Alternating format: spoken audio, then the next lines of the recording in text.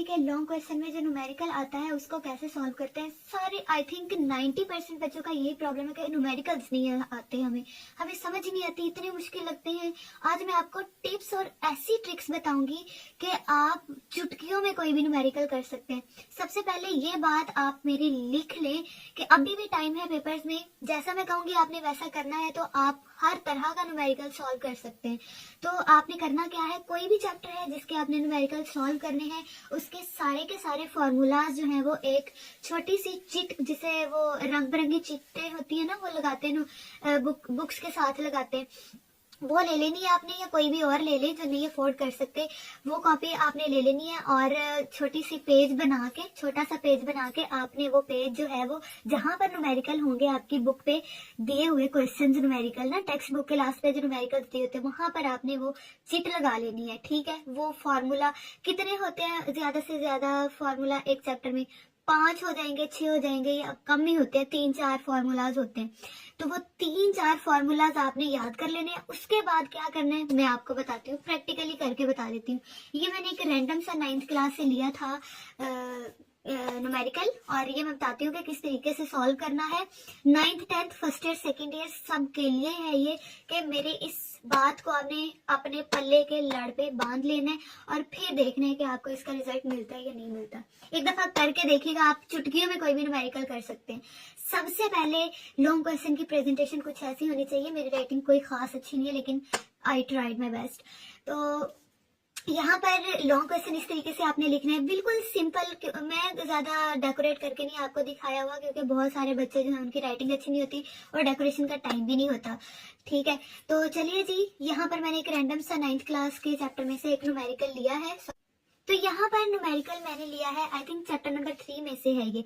Find the acceleration produced by a force of 100 Newton in a mass of 50 kilogram. नहीं समझ आई? चलो जी मैं बता देती हूँ। सबसे पहले आपने देख लेना है कि आपको फाइंड करने के लिए क्या दिया हुआ है, आपको न्यूमेरिकल में कौन सा डाटा ऐसा है जो गिवन है, जो चीजें आपको दी हुई है सबसे पहले आपने वो लिख लेनी है। ठीक है, उसके बाद जो फाइंड करना है वो लिख लेना है, और फिर जो गिवन डाटा है और जो फाइंड करना है उनको मिला के देखना है कि फॉर्मूला कौन सा इन तीनों चीजों को मिला के बन रहा है। अगर तो आपके दिमाग में कोई फॉर्मूला आ जाए तो ठीक है, अगर नहीं तो फिर आपने वो चिट याद रखनी है जो मैंने बताई है, कि फॉर्मूले सारे अपने दिमाग में रिपीट कर लेने कि ये फॉर्मूलाज जो है वो इनके साथ रिलेट कर रहे हैं। अब अकॉर्डिंग टू द सिचुएशन के क्या क्या चीजें गिवन है उसके मुताबिक आपने वो फॉर्मूला पुट कर लेना है। चलिए जी प्रैक्टिकल कर। यहाँ पर हमारे पास गिवन डाटा में क्या मौजूद है, फाइंड द एक्सेलरेशन। फाइंड जो करना है वो मैं यहाँ पर देखिए, गिवन डाटा जो है वो मैं नीचे ये लिखा हुआ है। सबसे पहले जो गिवन है वो लिख लेते हैं, फोर्स ऑफ 100 न्यूटन। 100 न्यूटन की फोर्स गिवन है वो हम लिख लेते हैं कि कितनी फोर्स है, यानी कि एफ हमें दिया हुआ है 100 न्यूटन, वो लिख लेना है। ठीक है, न्यूटन। उसके बाद मैस कितना गिवन है, मैस यानी कि एम दिया हुआ है 50 kg, 50 किलोग्राम। यूनिट्स आपने लिखना नहीं भूलना। अगर आपने आंसर्स के साथ ये यूनिट ना लिखे, ये वाली चीज जो है, तो फिर आपके 0.5 या 1 नंबर कैंसिल हो जाएंगे। ठीक है, ये चीजें हमें पूरे न्यूमेरिकल में गिवन थी, वो हमने लिख ली। अब फाइंड क्या करना है, एक्सेलरेशन। एक्सेलरेशन फाइंड करना है, वो हम यहाँ पर लिख लेते हैं। एक्सेलरेशन को ए से रिप्रेजेंट करते हैं और ये हमने करना है फाइंड। अब देखें, FMA, इसको मिला के कोई फॉर्मूला बन रहा है, आपके जहन में आ रहा है, आपने देखना है कि इनको मिला के अगर कोई फॉर्मूला बन रहा है तो ठीक है, अगर नहीं तो आपने याद करना है कि इस तरीके के कौन कौन से फॉर्मूलाज मैंने पढ़े हुए हैं, वो सारे फॉर्मूलाज आपने लिख लेने हैं और फिर उसके मुताबिक आपने देखना है कि कौन सी चीजें आपको गिवन है और उसके मुताबिक कौन सा फॉर्मूला फिट आ रहा है। अब यहाँ पर देखें, एफ किसके इक्वल होता है, वैसे F is equals to mg भी होता है, W इज इक्वल mg होता है। अब देखें, m तो गिवन है, ग्रेविटी भी है, लेकिन एक्सेलरेशन फाइंड करने का कहा है तो हम ये वाला फॉर्मूला नहीं लगा सकते। W is equal mg, W work का भी नहीं कहा हुआ तो हम ये भी नहीं लगाएंगे। एक फॉर्मूला पड़ा है F is equals to ma, ये वाला फॉर्मूला अप्लाई हो सकता है। F भी है, M भी है, A तो फाइंड करना है तो हम ये फॉर्मूला लगा लेंगे फिर। ठीक है, ये ट्रिक है सबसे ज्यादा। अब फॉर्मूला पर हम यहाँ पर फॉर्मूला लिख लेंगे कि F is equals to ma।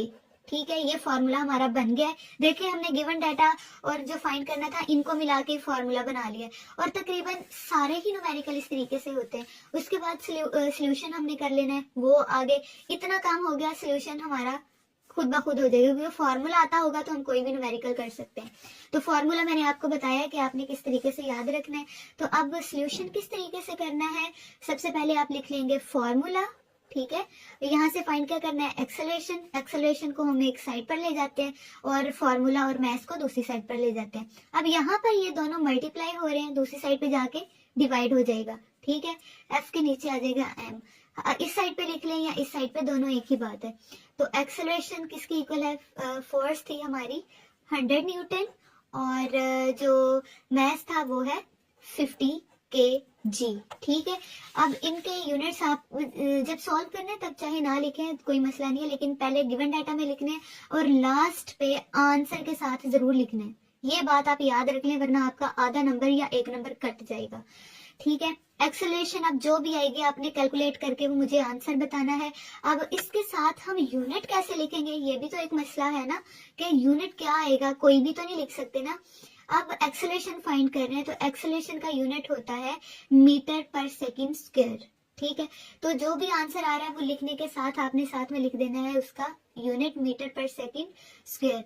ये मीटर पर सेकंड स्क्वायर हमें कैसे याद रहेगा कि यही लिखना है। एक बात आप याद रख लें कि जो भी चीज आप फाइंड कर रहे हैं, ठीक है, जो चीज फाइंड कर रहे हैं ना आप, जो आपने फाइंड करनी है उसका यूनिट आपने आंसर के साथ लिख देना है, वो होगा उसका ऐसे यूनिट आंसर का, ठीक है। तो चलिए जी, अगर आपको मेरी वीडियो अच्छी लगी हो तो बताइएगा, और पेपर की प्रेजेंटेशन में आपको एक दफा फिर से दिखा देती हूँ कि किस तरीके से आपने लिखना है। इस तरीके से देखें, जैसे कि मैंने आपको बताया था कि एटलीस्ट एक पेज आपका होना चाहिए, एक पेज पूरा भी कंप्लीट हो चुका है और हमारा एक न्यूमेरिकल भी सॉल्व हो गया है। अगर आपको मेरी वीडियो अच्छी लगी हो तो सब्सक्राइब कीजिएगा। Thank you.